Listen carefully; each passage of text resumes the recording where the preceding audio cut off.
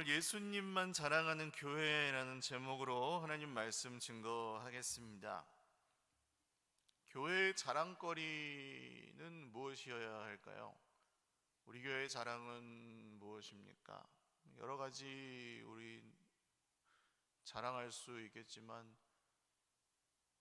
많죠. 우리 좋은 건물도 지금 이렇게 있어서 감사하게도 예배를 드릴 수 있고, 또 이렇게 38년의 여정 동안 믿음의 선배들이 교회를 잘 세워오시고 하나님의 은혜로 또 이끌어 오셔서 우리가 같이 이렇게 예배 드릴 수 있는 것도 참, 그런 믿음의 선배님들이 있는 것도 우리의 자랑거리입니다. 여러 자랑거리들이 있지만 결국 교회의 근본적인 자랑거리는 오늘 바울 사도가 말씀하시는 것처럼 예수 그리스도이십니다. 예수 그리스도가 교회 공동체의 사실 유일한 자랑이다 해도 과언이 아닐 것입니다. 그런데 사실 우리가 전도를 한다거나 다른 사람들에게 교회를 오라고 다니자고 얘기를 할 때는 예수님을 전하기보다는 먼저 다른 것들을 이야기할 때도 있는 것 같아요. 우리 교회는 될 수 있으면 지난주에도 주간에도 제가 유아세례 문답하는 우리 부부랑 같이 이야기를 나눴었는데, 예수님을 믿는 게 먼저고 그 다음에 교회 공동체다. 물론 거꾸로 되기도 해요. 공동체에 먼저 나오시고 나서 나중에 믿게 되시기도 하는데, 그건 이제 사람마다 좀 다르긴 하지만 예수님을 믿지 않는 사람이 공동체에 속했을 때는 사실 별로 유익을 누릴 수가 없거든요. 예수님을 내 인생의 구주와 주님으로 믿는 사람들이 공동체를 통해서 유익을 누리고 예배를 드리면서 또 은혜를 받고 하잖아요. 그래서 예수님이 먼저입니다. 근데 많은 사람들이나 좋은 시설이나 목사님이 이제 인격적이시고 설교가 좋다거나 이런 것들은 이제 다른 부차적인 거죠. 교회 자랑거리라기보다는 그냥 복음을 전했는데 하나님께서 주신 열매들이지 자랑거리가 될 수는 없습니다. 그러니까 한번 가봅시다. 왜냐하면 세상 사람들은 지금 커피숍을 가도 어떤 교회보다 훨씬 더 멋지게 지어놓은, 저 김포에 가보시면은 백화점 같은 커피숍이 하나 있더라고요. 와, 이거 그렇게 큰 커피숍은 처음 봤습니다. 한 5,000원, 10,000원만 내면 들어가서 거기 앉아서 그 휘황찬란한 시설을 즐기고 커피 마시고 힐링할 수 있잖아요, 내 자리에서. 그러니까 시설이 좋다고 사람들이 이제는 오는 건 아니에요. 사람들이 많이 모인다고, 돈이나 준다고 하면 모를까, 많이 모인다고 해서 사람들이 가는 것도 아니에요. 목사님의 설교가 좋은 것은 성도들에게는 좋은 일이지만 예수님 믿지 않는 사람들에게는 목사님의 설교보다 훨씬 자기 인생에 유익하고 또 들을 만한 이야기가 유튜브 같은 데 넘쳐나고 강의도 그냥 쉽게 들을 수 있는 세상입니다. 그렇게 오지도 않아요. 그러면 공동체, 교회가 결국 2000년 전이나 지금이나 자랑해야 할 것은 우리를 영원한 사망과 죄의 권세에서 구원하여 주신 예수 그리스도의 이름 뿐인 줄 믿습니다. 바울 사도는 오늘 이 갈라디아서의 결론에서 그 이야기를 하고 있어요. 예수님만이 나의 자랑이고 교회의 자랑이시라는 얘기예요. 결론이에요. 11절 말씀을 보시면 내 손으로 너희에게 이렇게 큰 글자로 쓴 것을 보라. 그 당시에 편지는 대필자가 서기관이 따로 있고 내가 이렇게 불러주면 편지 내용을 적는 사람은 따로 있었어요. 왜냐하면 이게 글씨를 쓰는 것도 굉장히 전문적인 일이었고, 그게 또 틀리면 안 되고 편지에 맞는 서식이나 이런 예의를 갖추는 그런 것들이 다 있었기 때문에 지금 말하자면 컴퓨터로 타이프를 쳐주듯이 대신 편지를 써주는 사람이 늘 있었습니다. 그래서 바울 사도도 그렇게 쓰다가 다른 사람이 이제 써주는, 서기관이 써주다가 마지막에 여기 자기가 친필로 쓴다는 얘기를 굳이 남기면서 거기 자기가 직접 쓴 내용이 바로 이 내용입니다. 원래는 그냥 끝인사와 서명 정도만 하거든요, 그 편지를 보내는 사람은. 근데 여기 바울 사도는 자기 글씨로 직접 갈라디아의 교인들에게, 성도들에게, 교회들에게 자기가 직접 쓴 글씨입니다. 그러니까 뭐 말씀 안 드려도 아시겠죠? 이 왜 이렇게 얘기를 할까요? 굳이 이 내용은 굉장히 중요하고 내가 여러분에게 하려는 주제와도 같은 얘기입니다 라는 그런 뜻이겠죠. 갈라디아서 전체에서 문제가 되었던 아주 중요한 사실은 갈라디아 교회들의 거짓 교사들이 들어와서, 율법주의자들이죠, 예수님만 믿는 것 같고는 안 돼, 할례도 받아야 되고 율법도 다 지켜야 돼, 뭐 이런 이야기를 계속하면서 이 성도들을 예수님을 믿는 믿음과 그 은혜의 구원으로부터 멀어져서 자기의 의로움과 공로와 이런 것들을 따르게 만드는 그런 미혹이 존재하고, 또 거기에 빠져 있었던 것이 갈라디아 교회 문제라고 할 수 있겠습니다. 그들을 이제 12절에서 육체의 모양을 내려하는 자들이라고 표현하거든요. 육체의 모양, 마음속으로 주님을 믿는 그 중심이 아닌 겉으로 그냥 할례를 받고 율법을 지키고 그냥 그 해야 되는 것들을 하는 그런 육체의 모양을 내려고 하는 사람들이다. 그분들은 겉모양을 꾸미기를 좋아하는 사람들은 억지로 여러분에게 할례를 받게 하려고 합니다.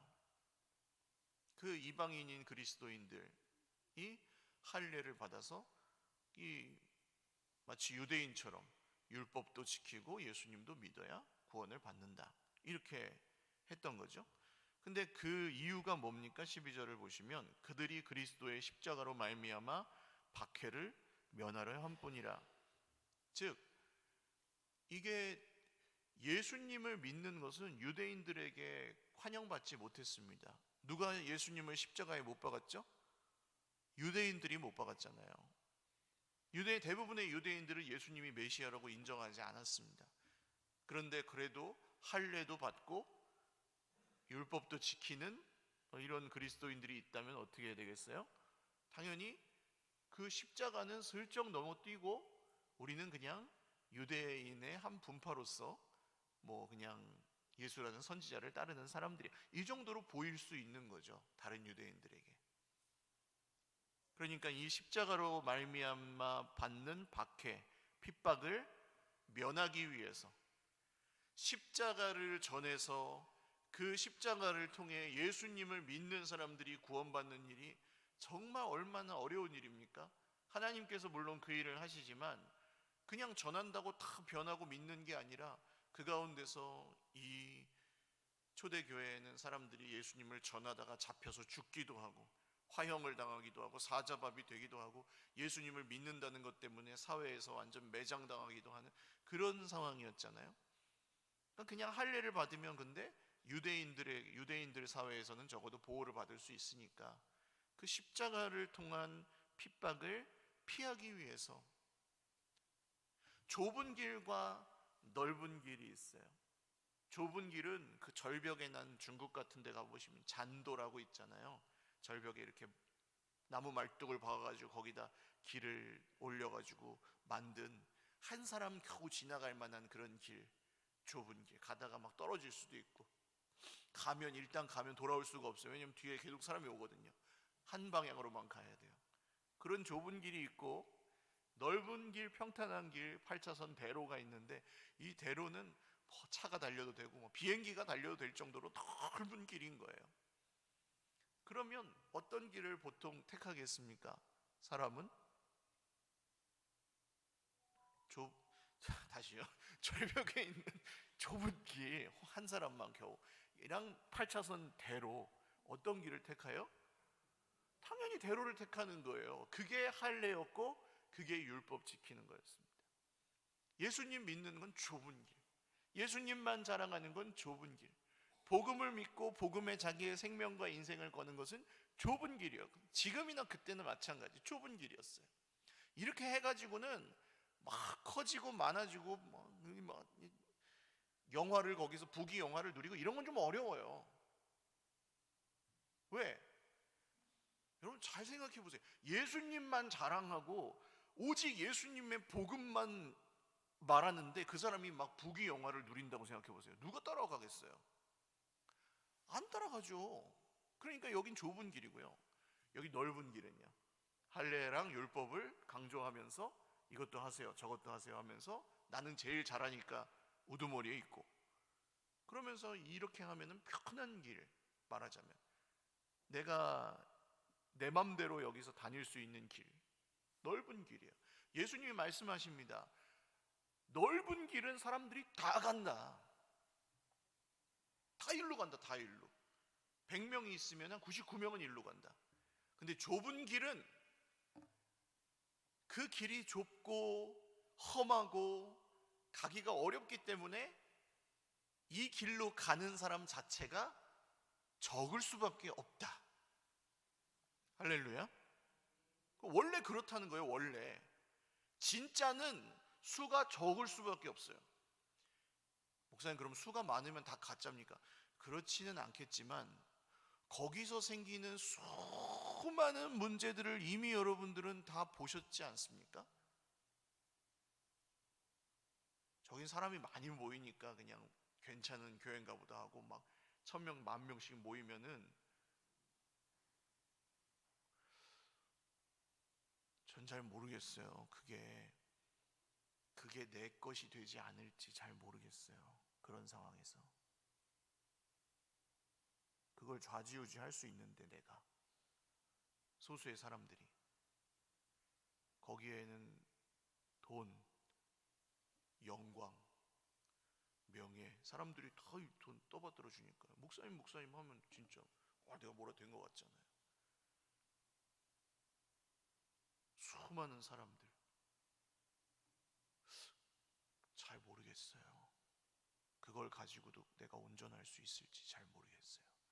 저는 그래요. 다른 분들은 모르겠습니다만,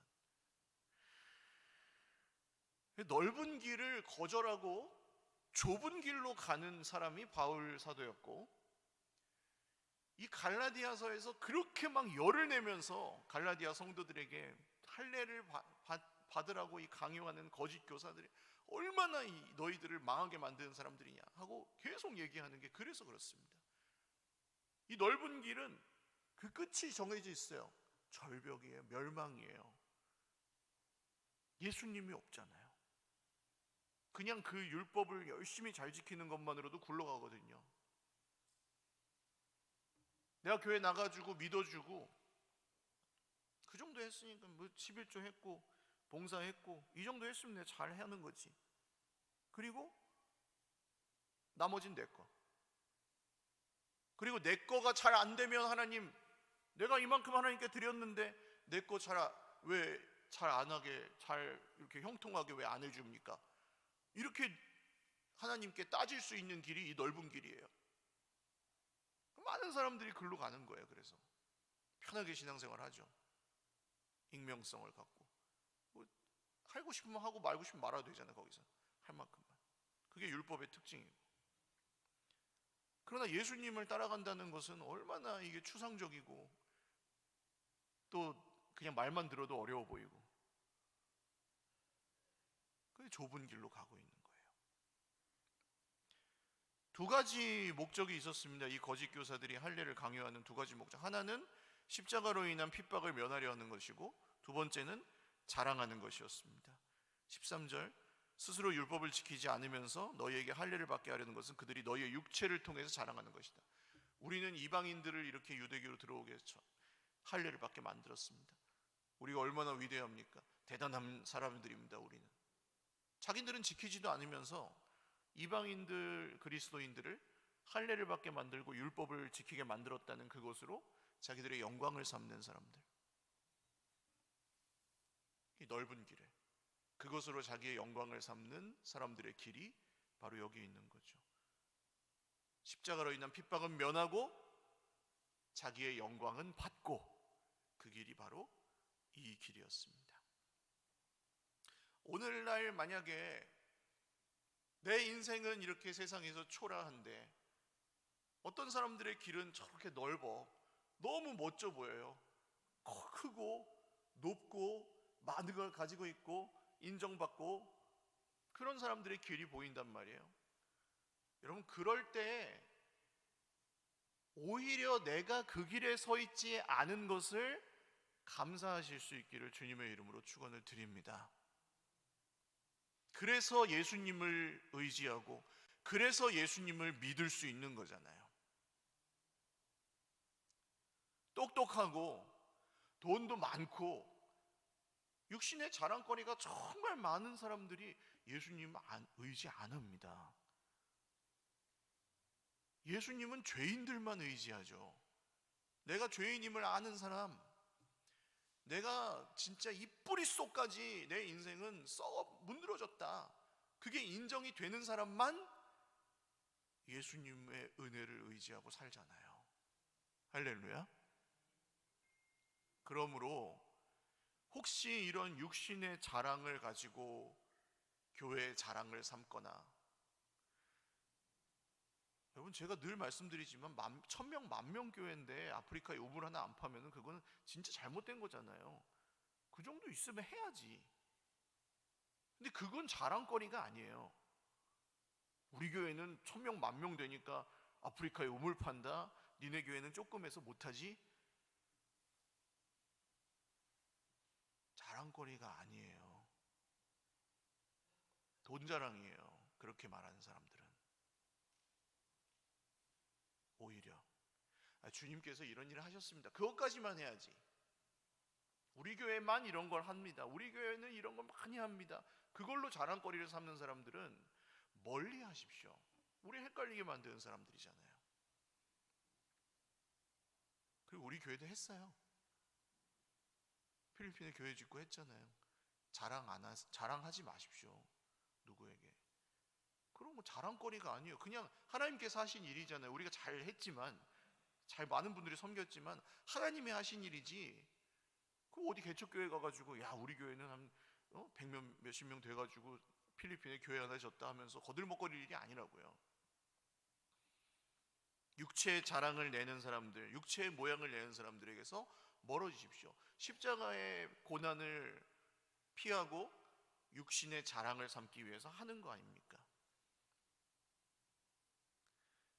우리에게 돈이 많거나 내게 좋은 학벌이나 출신이 있거나 명예가 있거나 권력이 있거나, 여러분, 그런 것들이 있다면 그것을 경계하십시오. 그것이 나를 주님으로부터 얼마나 멀어지게 만들 수 있는 무서운 우상들이 될 수 있는지 그것을 경계하십시오. 그게 예수님을 자랑한다, 예수님만 자랑한다는 말의 뜻이에요.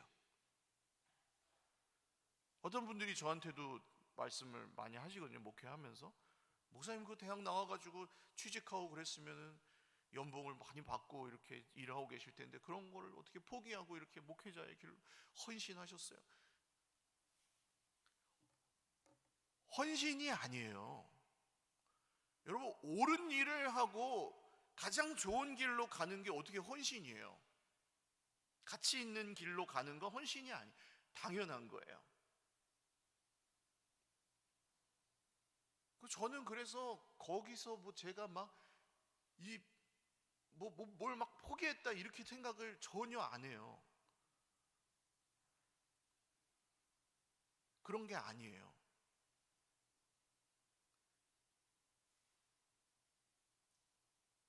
이미 우리의 그 사고방식이 이 세속적인 것에 너무 많이 그런 것, 눈에 보이는 것에 우리가 익숙하다 보니 그렇게 보일 수밖에 없지만, 만약에 진짜 이게 중요한 거라면, 이 좁은 길을 가는 게 진짜 중요한 일이고 그 길 끝에 진짜 예수님이 예비하신 구원과 생명이 있다면, 여러분이 넓은 길의 영광을 포기하고 일로 가시는 게 어떻게 헌신입니까?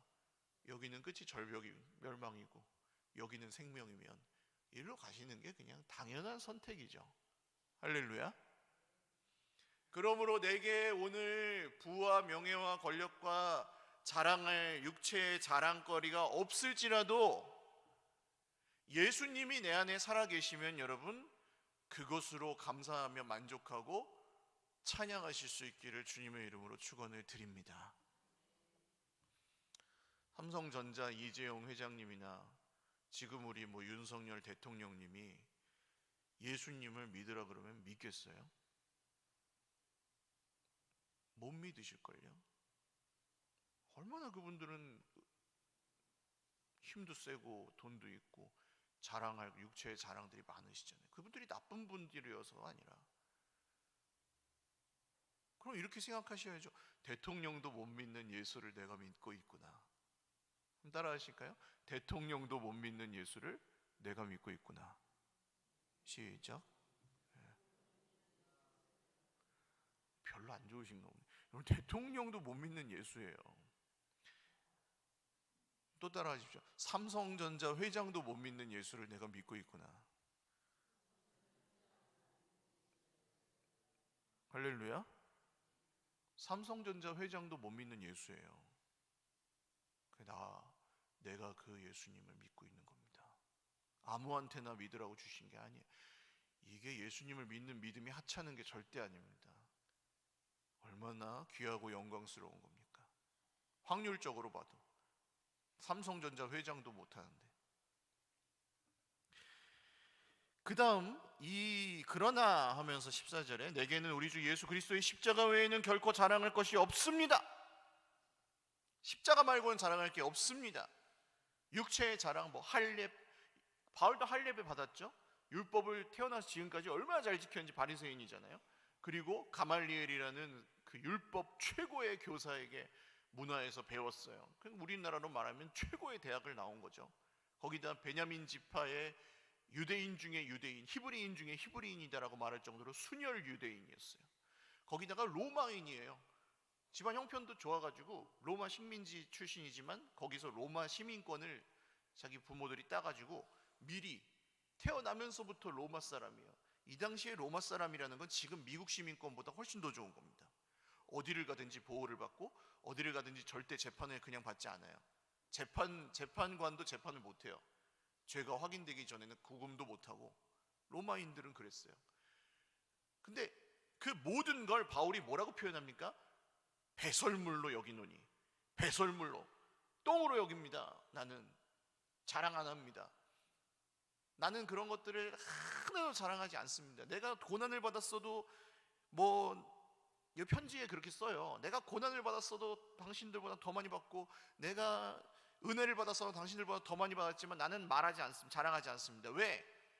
그것은 육체의 자랑이요 예수 그리스도만 나의 자랑, 예수 그리스도만 자랑하기로 내가 결심했기 때문입니다.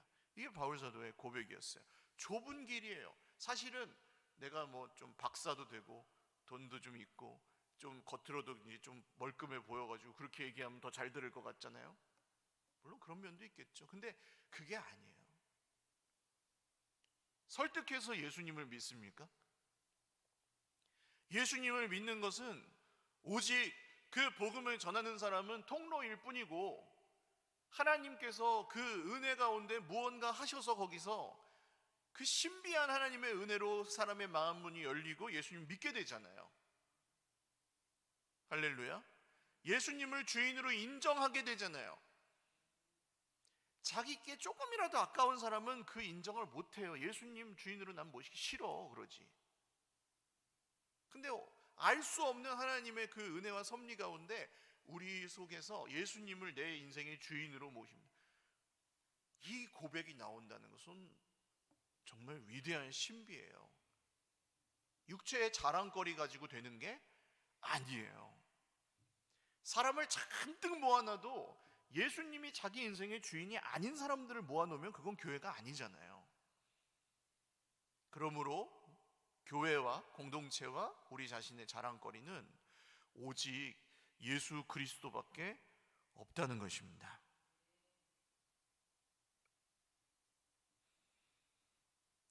그리스도로 말미암아 세상이 나를 대하여 십자가에 못 박히고 내가 또한 세상을 대하여 그러하니라. 그러므로 자기 자신의, 바울이 이렇게 얘기한 이유는 자기 자신의 그 세상적인 수많은 육체의 자랑들이 있지만 이제는 십자가 이후로는 뭐예요? 그런 것들은 다 죽었다는 거예요. 죽었어요. 십자가에 죽었어요. 나의 학벌도, 나의 실력도, 나의 재산도, 나의 그 똑똑한 머리도, 모든 것이 십자가에서 죽었어요. 이제 자랑거리가 아니에요. 다 죽었어요. 자기는 이제 그런 기준으로 보지 않는단 말이에요, 사람을. 그리고 세상이 나에 대해서 십자가에 죽었다. 나도 세상에 대해서 죽었다. 이제는 세상의 그 수많은 자랑거리들이 더 이상 내게 자랑거리가 아니야. 완전히 가치가 달라진 거예요. 여러분, 이것이 진짜 생명의 길이에요. 예수님을 믿는데도 여전히 세상에서는 성공해야 되겠고, 예수님을 믿는데도 여전히 나는 대접받아야 되겠고, 예수님을 믿지만 나는 여전히 부자여야 되겠고, 아니 물론 가난하게 사시라는 거 아닙니다. 고생을 찾아가시라는 거 아닙니다. 근데 그게 사람을 어떻게 만들어요? 만약에 제가 예수님을 믿는다고 막 이렇게 설교 이렇게 마저 하잖아요. 좁은 길 좁은 문 하면서 집에 가서는 애들한테 야 공부해, 세상에서 안 그러면 도태되는 거야, 경쟁에 지면은 이제 너네 인생 끝나는 거야, 막 이렇게 하면서 애들한테 막 소질도 없는 공부를 막 시키고 있다고 생각해 보세요. 애들이 병들고 망가지겠죠. 저 아빠가 저 교회에서는 저렇게 무슨 예수님, 좁은 길, 하나님의 나라 뭐 이러면서 집에 와가지고 사는 거는 드립다 그냥 경쟁해가지고 강남 대치동 애들을 파주에서 이기라는데 어떻게 이겨요? 못 이겨요. 그게 인생의 목적이 아니라는 거예요. 십자가에 죽었다는 의미는 이제 더 이상 그런 게 인생의 목적이 아니에요. 공부 잘하면 좋지. 근데 그 인생의 목적은 아니라고요. 우리 자식이 공부 잘하거나 성공할 수 있는 확률이 몇 프로나 되겠어요, 세상에서. 100명 중에 1명 성공하잖아요, 대한민국. 1명도 못할걸요. 자수성가하는 사람은 지금 이 시대에 몇 명이나 되겠습니까? 자기 평생 일한 거 가지고 집을 못 사는 시대인데 집 사는 게 성공입니까, 그러면? 그렇지도 않잖아요. 그러니까 이런 모든 가치들이 십자가에서 세상에 대해서는 죽었고 세상이 나에 대해서 죽었습니다라고 말할 때 바뀌는 거예요. 그러면 내 안에 자랑거리는 이제 무엇이냐? 예수 그리스도밖에 없습니다. 예수님을 닮은 모습으로 살아가는 게 나의 자랑이고, 예수님을 닮아가기 위해서 살아가는 게 내 자랑입니다. 내 인생에, 나의 이 쓰레기 같은 벌레 같은 인생에 예수님이 찾아오셔서 그런 일을 지금 하고 계시다는 것이 자랑입니다. 이렇게 자랑할 수 있는 것이 좁은 길, 좁은 문을 가는 성도들의 자랑입니다. 저는 오히려 지금이 마지막 때가, 진짜 이렇게 사는 사람들 아니면 전도를 못한다, 그렇게 봅니다. 원래도 그랬고요. 겉으로 그냥 이런 육체의 자랑과 열매들을 바라서 거기로 넓은 길로 가는 사람들은 예수 그리스도는 없이 경건의 모양과 육체의 모양만 가지고 거기서 만족하며 그냥 그 길을 적당히, 그죠? 강남의 어떤 교회 얘기를 제가 전에 들었던 얘기 해드렸잖아요. 무슨 정말 유수의 로펌에 들어간 자기 아들이 이제 서울대 나와서 로펌 들어갔어. 장로님이 수단과 방법을 가리지 말고 성공해라, 넌 그 로펌에서. 만약에 그게 죄가 된다면 이 애비가 지마. 자기 아들에게 그렇게 성공 또 성공, 죄는 자기가 지고 예수님 없죠. 근데 그게 하나님을 믿어서 우리가 이렇게 복을 받았다는 자랑이라고. 완전히 잘못됐죠. 그래서 바울이 이렇게 얘기합니다. 무릇 이 규례를 행하는 자, 즉 이런 기준으로 사는 사람, 할례나 무할례나 아무것도 아닙니다. 할례를 받을 수도 있고 무할례일 수도 있고, 성공할 수도 있고 실패할 수도 있고, 부자일 수도 있고 가난할 수도 있고, 뭐 공부를 잘할 수도 있고 못할 수도 있고, 직장은 좋은 직장을 다닐 수도 있고 아닐 수도 있고, 사람이 잘생길 수도 있고 못생길 수도 있고, 키가 클 수도 있고 작을 수도 있고, 다 아무것도 아닙니다. 그냥 그런 거예요. 그런 사람인 거예요. 그냥 그게 더 낫고 더 나쁜 게 없어요. 하나님의 나라에서는. 아멘. 하나님이 우리를 만드셨어요.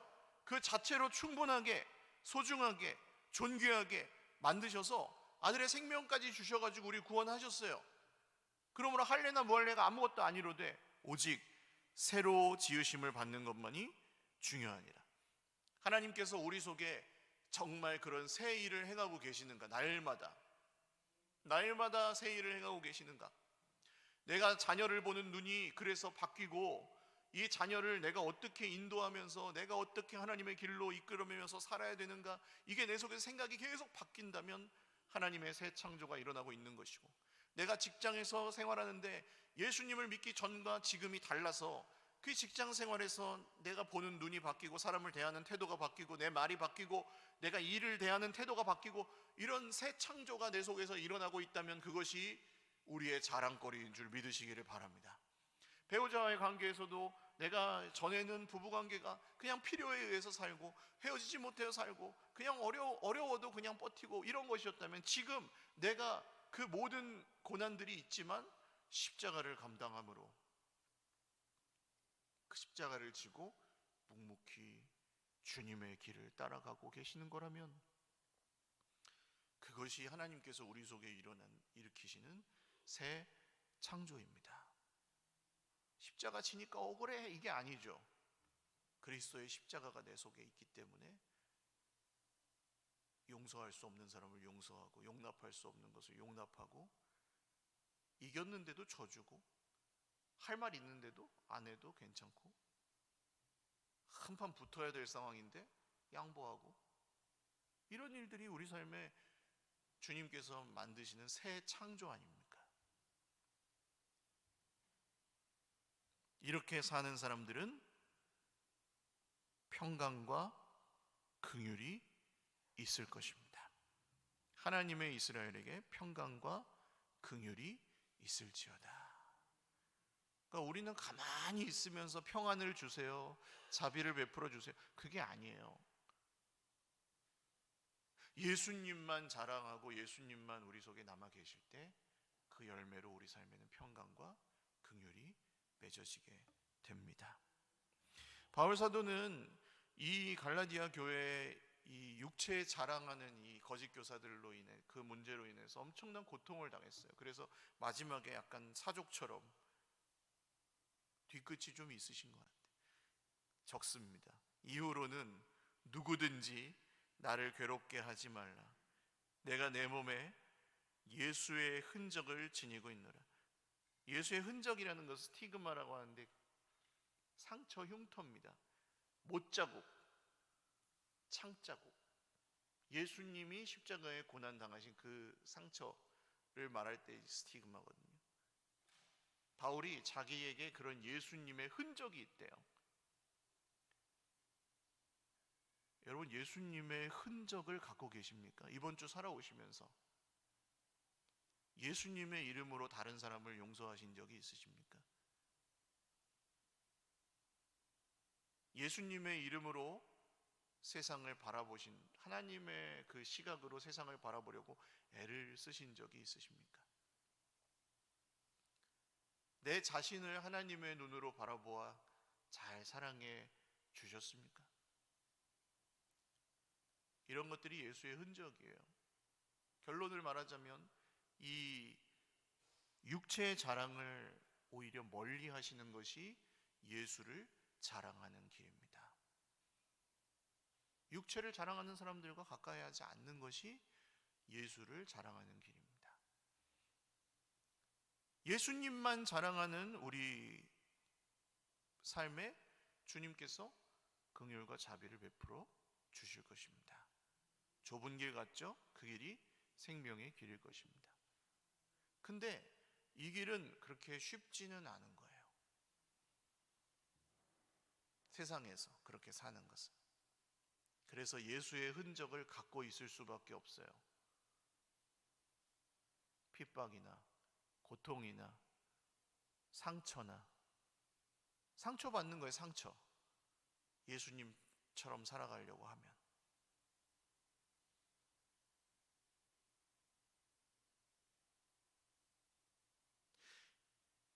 그래서 그만하고 싶어 라는 생각이 드실 수밖에 없는 거예요. 바울 사도가 이거 한 줄을 쓰기 전에 얼마나 고민하셨을지 상상이 가세요? 이후로는 누구든지 나를 괴롭게 하지 마라. 내가 예수의 흔적을 내 몸에 가지고 있노라. 내가 죽을 지경이다, 이런 뜻이잖아요. 내가 죽을 지경이다, 이것 때문에. 근데 그 성도들에게 그걸 쓰고 싶었겠냐고요. 그냥 내색하지 않고 그냥 넘어가고 그냥 내가 감내해야지. 그게 안 되니까 쓴 거예요. 괴롭히지 말라. 다시 이런 문제로 나를 괴롭히지 말아라. 지금도 충분히 죽을 지경이다. 바울 선생님도 쉽지 않았습니다. 좁은 문 좁은 길로 예수님을 자랑하며 예수님만 자랑하면서 간다는 것은 쉬운 길은 아니에요.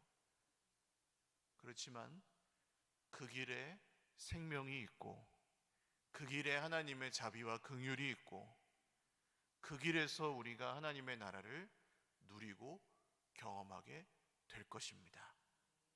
사랑하는 여러분, 지금까지 그렇게 잘 달려오셨다면 지난주 말씀 있죠? 우리가 한번 읽어볼까요? 9절, 성경 있으신 분들만 읽으십시오. 다른 분들은 천천히 들으시고. 시작. 우리가 선을 행하되 낙심하지 말지니 포기하지 아니하면 때가 이름에 거두리라. 아멘. 기도드리겠습니다. 주님,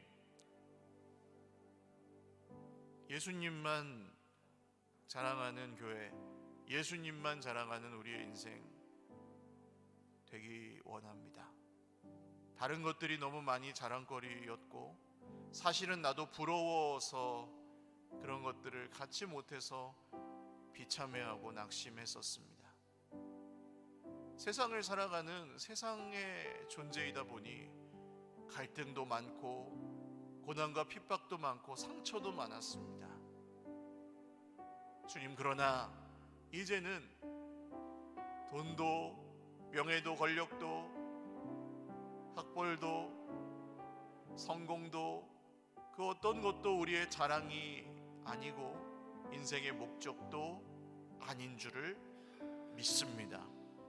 예수님만 우리의 자랑이시고 오직 예수님만 우리의 인생의 목적을 주시는 분이십니다. 오늘 사랑하는 형제자매들이 그 좁은 길로 갈 때 이 길은 찾는 사람도 별로 없고 늘 소수의 길이었고 또 정말 예수의 흔적을 지니고 살아갈 수밖에 없는 고통의 길일 수도 있지만 그 고난은 장차 우리에게 주실 영광과 비교할 수 없는 것인 줄 믿습니다. 주님, 오늘 우리가 계속해서 그 길을 가겠습니다. 우리를 인도하시고 그 길에서 지켜 보호하여 주시옵소서. 함께 기도드리겠습니다. 살아계신 주님, 예수님의 길을 갑니다.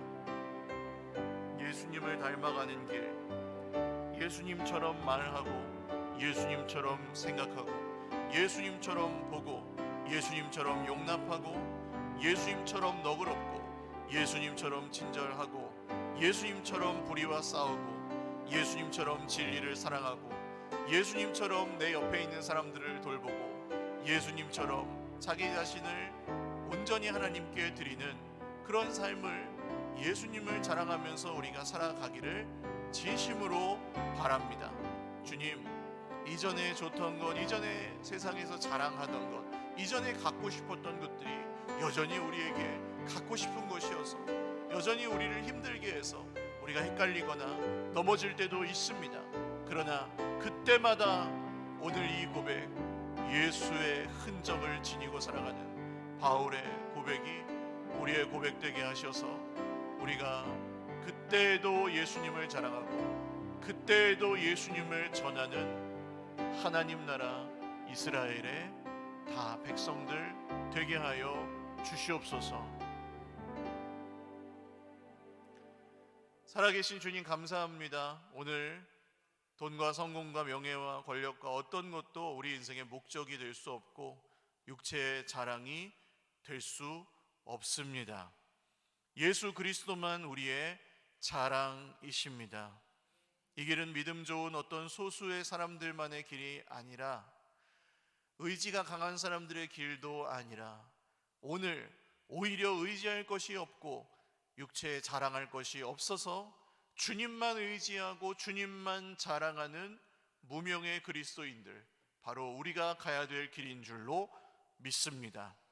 우리가 자랑할 때 예수님만 자랑하고 그 삶이 우리도 기쁘지만 그 기쁨이 다른 사람들에게 전해져서 이후에 우리 서일교회의 모든 시간 동안에 생명을 살리고 복음이 전파되고 많은 사람들이 주님께로 돌아오고 우리 공동체를 통해 생명을 얻게 되는 놀라운 일들이 39년째, 40년째 그 이후에도 계속해서 이루어지게 하여 주시옵소서. 이 일을 약속하셨고 반드시 이루실 우리 구주 예수 그리스도의 이름으로 기도 올리옵나이다. 아멘. 우리 주님께 영광의 박수 올려드리겠습니다. 다 같이 일어나셔서 아까 드렸던 찬양 우리 후렴하고 예배 마치겠습니다.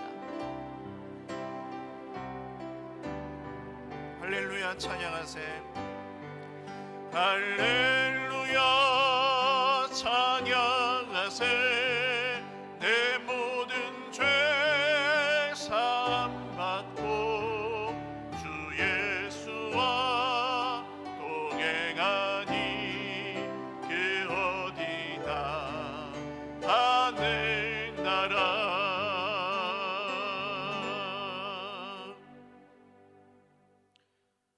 혹시 저 부부간에 앉으신 분들은 마지막으로 한번 인사하십시오.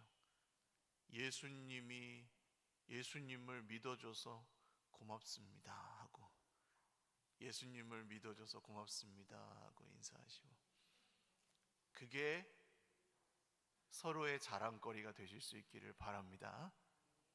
이제는 우리 구주 예수 그리스도의 무한하신 은혜와 하나님 아버지의 신실하신 사랑과 성령님의 교통하심이 오늘 다른 어떤 건 아니고 예수님을 믿는 남편이 내 자랑이고, 예수님을 믿는 아내가 내 자랑이고, 예수님을 믿는 내 형제 자매들이 내 자랑이고, 예수님만 자랑하기로 결단하는 모든 하나님의 백성들 머리 위에와 가정과 자녀 손들 머리 위에와 예수님을 자랑할 때 수많은 사람들을 옳은 길로 인도하게 될 우리 서일교회 공동체 위에 영원토록 함께 있을지어다.